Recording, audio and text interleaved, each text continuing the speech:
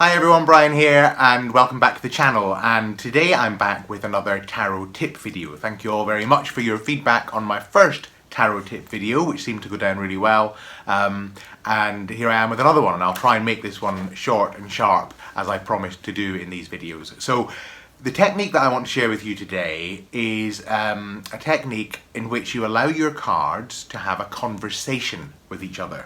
Now you can do this in one of two ways. You can either do it as part of a reading, and I'll give you an idea of how that works in a second, or you can do it as a way of simply to get to know the cards in your deck. So first of all, in terms of using this technique in a reading, what I'm suggesting you do is you do any reading you like. It can be a Celtic Cross, it can be a 3-card reading, any kind of tarot spread that you like for your reading. Just pick one. It needs to have more than one card in it, of course. And then, as well as doing the standard approach to your reading as you would normally, either if you want a deeper, richer kind of awareness of what the cards might be saying to you, or if you're stuck in terms of interpreting the meaning, I want you to imagine that the cards, or the characters in the cards, are having a conversation with each other. And if they are having a conversation with each other, what might that conversation be? What might they be saying to each other?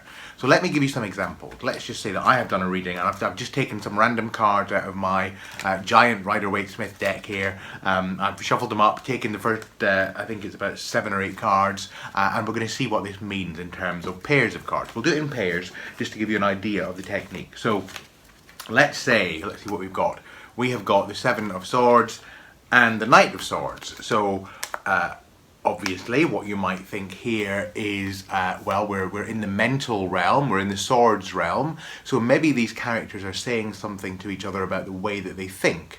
Now, one of the things I noticed immediately when I see these two cards together is that the characters in the cards, the knight and this interesting character who's making off with these swords, are facing each other in the way I've got them here. Now, they could be like that, of course.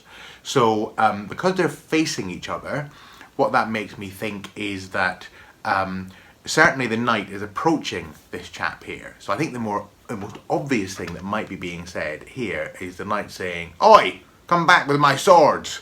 So you might consider that that's the conversation that's going on. Or you might consider this chap is saying, "Oh, there you are. I've been looking for you. Here are your spare swords." So in other words, you can consider different ways in which the characters might be relating. It might not be the most obvious way. Now, what does that tell us? Well, the way I like to think is that my cards in my reading, although certainly cards in readings can represent other people, I tend to make the initial assumption that cards in a reading represent different parts of me. And they're telling me something about myself. So what I might say here is, what part of me is attempting to hide something from another part of me, or what part of me is trying to assert dominance over another part, or what two parts of me are perhaps in some kind of conflict on the mental level and need to come to some kind of accord. So that's just, I'm just extemporizing here, that's just a very quick example. So let's do another 2. We have the 5 of Wands and the 6 of Cups. So now these characters, and I mean the characters here and the characters here, don't really seem to be relating to each other, do they? So what you could do here is consider what each of the individual sets of characters are saying to each other. So what are these two saying to each other, and what are these two saying to each other? But of course that's a conversation between characters within the cards. And what I'm suggesting here is that this technique is used to create conversations between the cards. So, so here I might say, well, this group represents a kind of conflict at an energetic soul level. Maybe a conflict in terms of purpose, in terms of one's vocation in the world. And here, in the realm of cups, we have a kind of a balance and maybe a gift giving at the emotional level. So what I might say here is that this card is offering a solution to this card. So there's some conflict here. So maybe this card is saying that the conflict could be resolved, or at least a degree of peace could be brokered if an awareness is given of the kind of gifts that can come from the situation. So this might encourage us to think, well, what gift should these conflicting characters be looking for, prompted by this card? What might these characters, who seem to be in a good relationship to one another, say to these characters that might help them to move forward? Now that's only one interpretation, because of course another way of interpreting this, I've heard some people say that they don't see this card as being a card of conflict. I tend to, but some people have said, oh no, it looks to me as though there's some people trying to build something together and it's just not quite fitting together. So that might give you a different context. So you've got to think about the context that matters to you. The context of the reading, of course, is important. But then think about what it is that those characters might be saying to each other in the context of your reading. Here's another one. We have got the Nine of Swords, and we have got the Four of Cups. That confused me there because I read that back to front in my mind and it said 6, but it's not the 6, of course, it's the Four of Cups. So here we have someone who is in mental anguish, I would say, from this card. That's how that card speaks to me. It's also a card of someone who's missing what's in front of them. So if you look very carefully at the Rider-Waite-Smith card, Nine of Swords, you see that on the blanket, as well as the flowers, there are also astrological symbols. Now, one of the definitions of astrology that I particularly like is that astrology is a language of the soul. So this character is somehow perhaps not reading and blocked off from reading the language of the soul. Now, interestingly, I think so is this character, because here is someone who I always think is looking a little bit kind of disgruntled at the 3 cards they have in front of them and is not seeing the card that is being offered to them. So there's something here about these characters having something in common with each other. So how might they dialogue? Might they dialogue in terms of bemoaning what they're missing, what's lacking in their life, and therefore might you as the reader consider what is it that you feel is lacking in your life? Might they also dialogue in the sense of, oh my goodness, I'm missing something that's in front of me, what is it? And so might you as the reader, or the querent in this reading, think, well, what might I be missing in this situation? So again, the dynamic between the card and the kind of conversation they have might prompt you to consider the kind of conversation you might have with yourself. Here we have the Five of Pentacles and the Hanged Man, a major, has come up. So this is interesting because I often see this card as being, I know it's a difficult card in the deck. Fives generally are difficult in tarot, or challenging in tarot, and certainly this one almost could be no more challenging. Here are 2 people walking barefoot in the snow, clearly with physical limitations and considerations in this case that might make this kind of lifestyle difficult. And they're walking past what looks like a church with the lights on, and yet they're very much outside of the church. One of the questions I always have when this card comes up, of course, is, you know, is the church closed to them?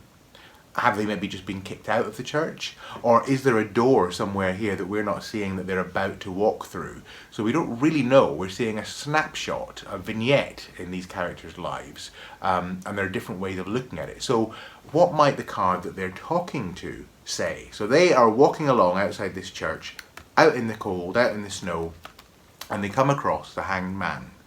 And the Hanged Man might say to them, do you know, from this angle, things look so different.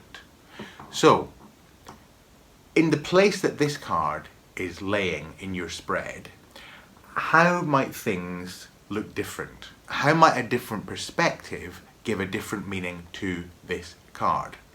You might also look at what these characters are saying to the Hanged Man, of course. They might be saying, where's the entrance to the church? So there are different ways of considering how you might dialogue. But I hope you can see that having these different cards together and allowing them to speak to each other gives you some different perspectives. Finally, let's have another look at a pair of cards. We have the Five of Cups this time. Very sad looking character. Oh no, my cups have all fallen over. And we have the Two of Wands. So what might these characters say to each other? Well, again, I notice they're not facing each other. So this character is not looking at this character, and it looks a bit like, it almost looks, if you imagine that the background are kind of melding together. In fact, that's kind of remarkable. There is a, I don't know if you can see, but if I hold these really close together, there is almost a kind of joining line between the cards. So you could almost imagine that they're standing in the same landscape. So what might the character in the 2 say to the character in the 5? Well, he might say, don't cry over spilled milk, there's a whole world to explore here. Or he might say, oh, you seem to be unhappy. Would you like to step into my parlour, my house, and you know, take a rest?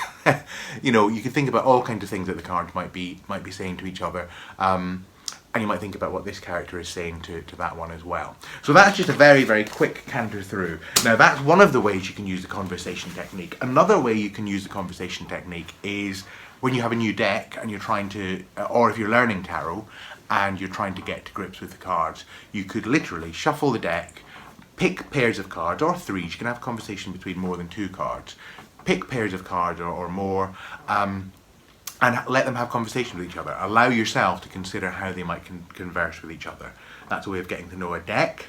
And then the third thing you can do is you can dialogue with the cards. So if a single card comes up and you're struggling with it, or if you just want to know a bit more about it, you could consider, well, if I actually met this character, if I was walking along the road and I literally bumped into the High Priestess, what would I ask her? And what might she say back to me? So those are 3 conversation techniques. 1, in a spread, when you have groups of cards together, 2 or more, consider how the cards might converse with each other, what they might say to each other, and what you can learn from that. 2, as you're getting to know your tarot deck, or you're getting to know tarot itself, pull together groups of cards, pairs or more, and allow yourself to consider how they might converse with each other so that you can learn something about what those cards mean in different contexts. And thirdly, consider having a conversation with the cards yourself. Imagine you're walking along the road and you bump into the guy juggling his 2 pentacles from the 2 pentacles, and you say to him, what are those things you're juggling? And why? And you think about, you consider, you allow yourself to be present with how that character might answer. So that's my tip for the day: the tarot cards in conversation and as conversation. I hope that helped. I'll see you again very soon.